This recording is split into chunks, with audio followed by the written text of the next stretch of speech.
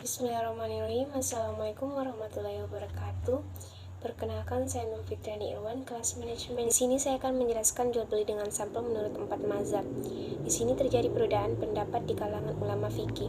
Kalangan Hanafiyah dan Malikiyah menghukumi mutlak kebolehannya, sementara ulama Syafi'i memerinci menjadi 2 hukum, yaitu bisa batal dan bisa juga sah, tergantung pada kondisi barang yang diwakilinya. Adapun kalangan Hanabila menghukumi sebagai tidak sah atau dengan disertai catatan, karena jual beli dengan sampel adalah sama dengan jual beli barang yang tidak diketahui atau al-bay'u mugibus asal.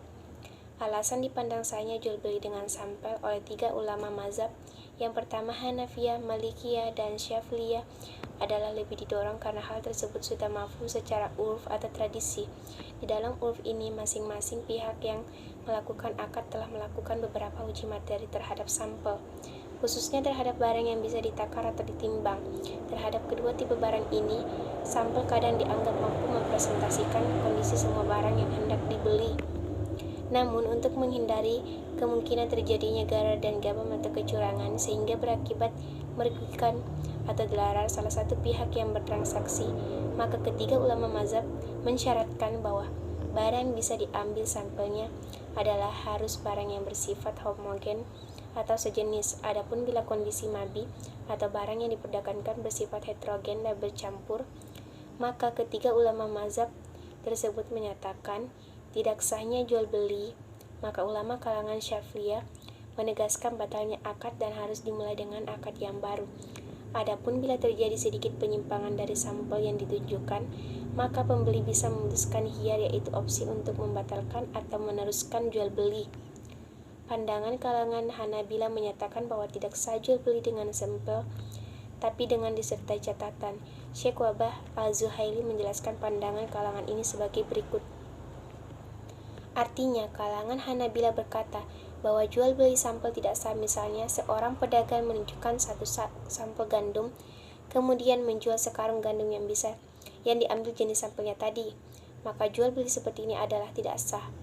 Karena syarat jual beli yang harusnya berlaku di antara mereka adalah melihat 2 orang yang bertransaksi terhadap barang yang diperjualbelikan dengan pola melihat bersamaan dengan akad jual beli itu dilaksanakan, serta melihatnya dengan melihat keseluruhannya atau sebagiannya saja, sehingga terkesan menunjukkan seluruh barang yang hendak dibeli, seperti melihat salah satu dari 2 ujung baju yang tidak dilipat, atau melihat bagian luar dari biji atau kurma yang hendak dibeli yang menunjukkan kesamaan ciri dengan luarnya, atau melihat langsung bagian barang yang diduga berjenis sama dengan yang dicari.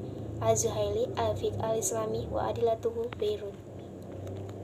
Jika menyimak uraian dari Syekh Wahbah Al-Zuhaili ini, hakikatnya keberadaan sampel di kalangan Hanabila sebenarnya juga diperhitungkan. Hanya saja, mereka berhati-hati dalam memutuskan kebolehan itu. Dengan jalan kebolehan jual beli tersebut harus disertai melihat langsung barang yang hendak dibeli. Jadi, keberadaan sampel ini hanya boleh dilakukan manakala pembeli berada di sisi barang yang hendak dibeli. Lain halnya dengan 3 mazhab lainnya, bahwa sampel ditunjukkan tidak harus di sisi barang yang hendak dibeli.